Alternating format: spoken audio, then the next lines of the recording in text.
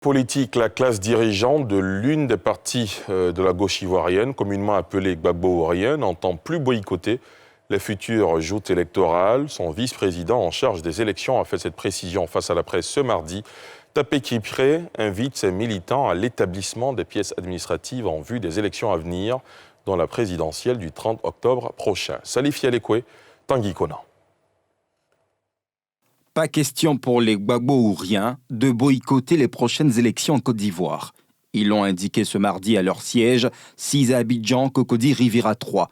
Mieux, cette faction de la gauche ivoirienne, par le biais de son vice-président en charge de questions électorales, Tapé Kipré, invite ses militants à participer au processus lancé par les autorités ivoiriennes en vue de se faire établir la carte nationale d'identité. Réaffirmant sa volonté et son devoir de participer à toutes les élections futures ivoiriennes pour les gagner, le Front populaire ivoirien exhorte ses militants et sympathisants, les démocrates et le peuple ivoirien tout entier à se mobiliser massivement pour se faire enrouler pour l'obtention de la carte nationale d'identité et de toutes les pièces administratives en vue de participer aux futures élections et porter le parti au pouvoir.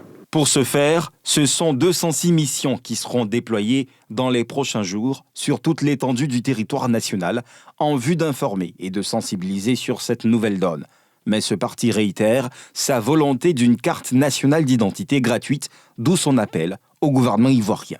Continue de réclamer la gratuité de la CNI et la démultiplication des centres d'enrôlement pour en faciliter à tous les Ivoiriens en âge de voter.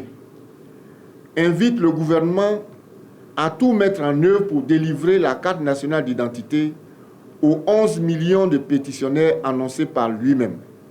Depuis 2011, la frange du parti de l'ex-président ivoirien Gbagbo-Ivoirien a boycotté toutes les élections nationales.